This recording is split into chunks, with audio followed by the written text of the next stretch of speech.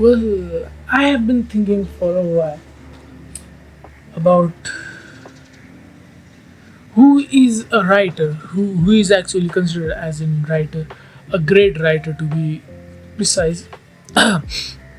Because, I have heard it a lot of the time that a person who is privileged or a person who has never suffered cannot be a poet. Some people even say that they can't even be a normal writer, but I like to disagree on that. Okay, because there are a lot of reasons why anyone can be a writer. Well, let's begin with why I disagree with this uh, saying. To be honest, well, there is not much of an specific reason, but most important thing is that anyone can become a writer. That's the point, right? Well, I know this is sounding way confusing, but what I meant is, uh, if you are really a great writer or good writer, you must be able to write about something that you have not experienced. Yeah, that's why I disagree with this saying. To be a good writer, one does not need to face the hardship. What really matters is if they have understood it or not. And for some people, understanding means experiencing, but I think it's not. Even without experience, one can understand the pain. If you can't understand someone's pain from listening their stories or seeing their struggles, then my dear friend, you are not a good writer. And that is my idea of a writer, that they should be able to write about something they have never experienced. I have repeated this same line for a while, but you know this saying also reminded me of a famous line by Leo Tolstoy. Leo Tolstoy. He once wrote that, I quote. Okay, he once wrote, uh, "A writer is a person who cannot live without writing." But this reminds me of a saying by Leo Tolstoy. He once said and wrote, he is a writer, so he once said and wrote that a writer is not merely a person who writes. A writer is a person who cannot live without writing. I also written it.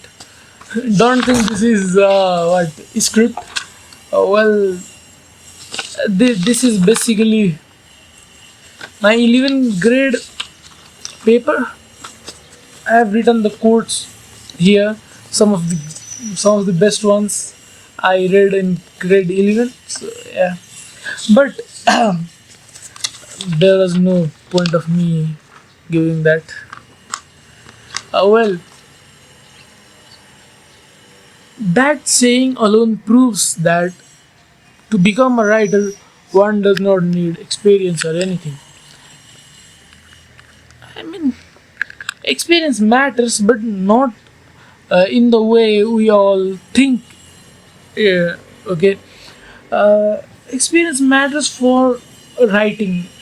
If I have never wrote a book, I would not know how to write the how many lines does a paragraph contains, how much spacing should be there, so that it is visual, so it is eye pleasing for those reading it.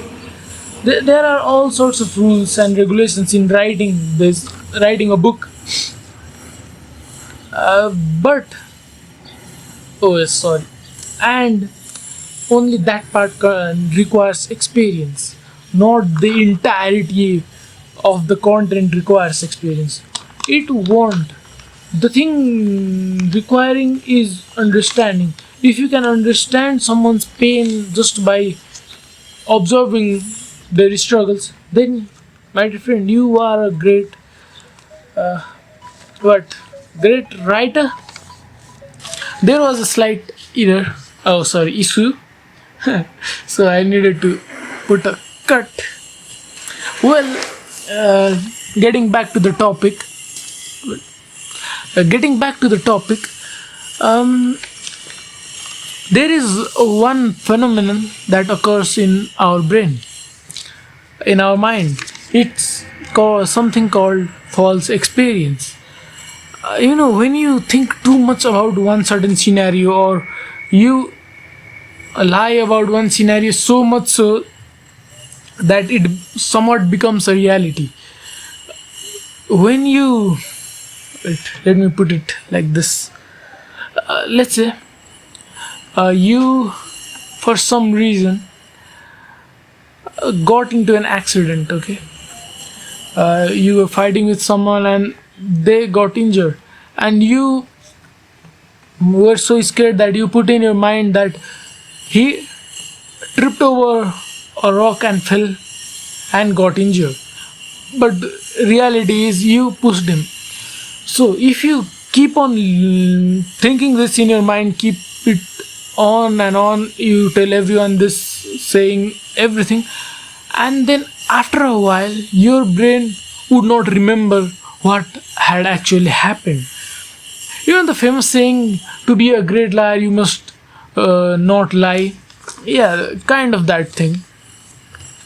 You need to live that certain experience, so our brain will after, and that is also the reason why overthinking is very injurious, very harmful, because after a while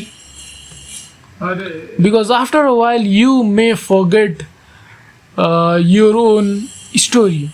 You may not remember who you were. You may not remember who you want or what you wanted to be, because our brain works in this amazing way. It gives us the experience. It keeps it as an experience. Even our false stories, if we repeat it too much in our head, at one point it will take it as a real experience, a real situation, a scenario that happened in your life. So yeah, this is why I think that a good writer can easily become something different, a completely different person in the writing. Let's take example of our beloved, what is his name, I forgot, Shakespeare. Yeah, I have read it somewhere that he was a misogynist, but his writing, it's, well, let's say, quite the opposite, right?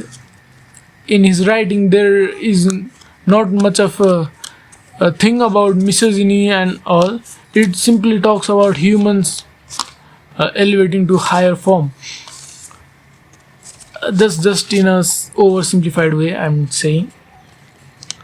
And another person is our beloved Aristotle. It was Aristotle, right? Yeah, he was gay. So the main point of this is that to be a great writer, the only thing you need is a creative mind, and then that's it. No need to experience the real event firsthand. I don't know why this camera is doing this.